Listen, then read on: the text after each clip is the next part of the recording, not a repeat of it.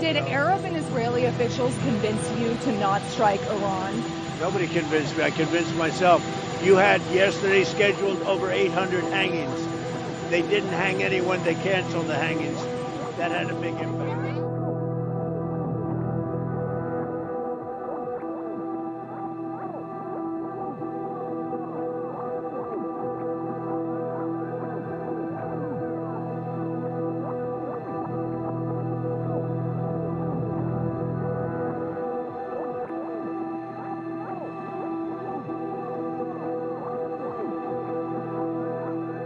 Did Donald Trump stop a mass execution in Iran? Or did he claim credit for something that never happened?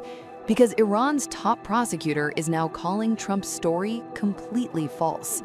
Over the past week, President Trump repeatedly claimed that Iran had halted the execution of 800 detained protesters, suggesting U.S. pressure forced Tehran to back down. It was a powerful claim. It sounded like a breakthrough. Election in Venezuela. Did Arab and Israeli officials convince you to not strike Iran? Nobody convinced me. I convinced myself. You had yesterday scheduled over 800 hangings.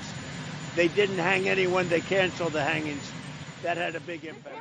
We've been told that the killing in Iran is stopping, and it's stopped, and it's stopping. And there's no plan for executions or an execution or executions. So I've been told that on good authority. We'll find out about it. I'm sure if it happens, we'll all be very upset, including you will be very upset, but that's just gotten to me, some information that the killing has stopped, that the executions have stopped. They're not going to have an execution, which a lot of people were talking about for the last couple of days. Today was going to be the day of execution. But on Friday, Iran's judiciary publicly shut it down. Iran's top prosecutor, Mohammad Moahedi, said there was no such decision, no list of 800 prisoners, and no executions that were stopped because of U.S. intervention. His message was blunt. Iran does not take orders from foreign powers. And according to him, Trump's claim simply isn't true. Moahedi hinted that the figure may have come from Iran's foreign ministry, raising serious questions. Was Trump given bad intelligence? Did he misunderstand diplomatic messaging? Or did he exaggerate a claim to project leverage? Trump has never explained the source of the number. While officials trade statements, activists say the situation inside Iran is getting worse. According to UN Special Rapporteur on Human Rights in Iran, at least 20,000 people have been killed in the government's crackdown on nationwide protests, and those numbers are likely incomplete. Iran is now under what activists describe as the most comprehensive internet blackout in its history, entering its third week, making verification dangerous and difficult. Despite denying Trump's claim, Iran's judiciary continues to label detainees as Moharib, or enemies of God. That charge carries the death penalty. It was used during mass executions in 1988 that killed thousands, making fears of future executions very real. So if executions were never halted, the danger hasn't passed. At the same time, the U.S. military is quietly escalating its posture. An American aircraft carrier strike group has moved into the Indian Ocean. Trump says it's just in case. Analysts say it gives him the option to strike without committing to it. You know, we have a lot of ships going that direction, just in case. We have a big flotilla going in that direction, and we'll see what happens. We have a big force going toward Iran. I'd rather not see anything happen, but we're watching them very closely.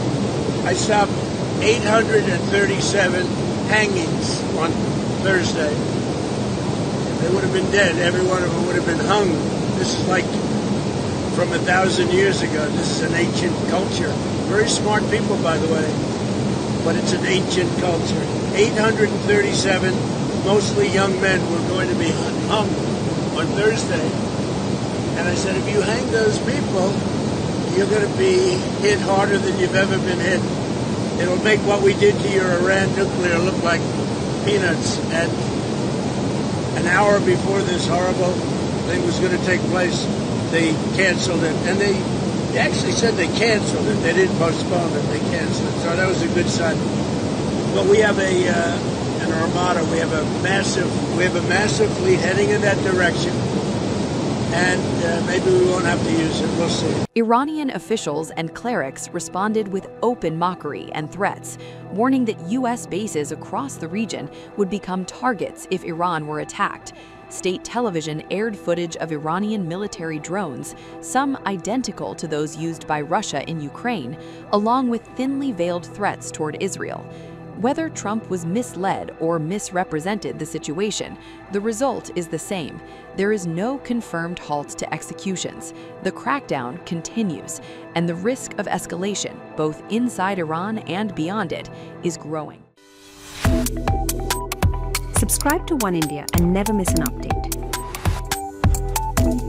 Download the One India app now.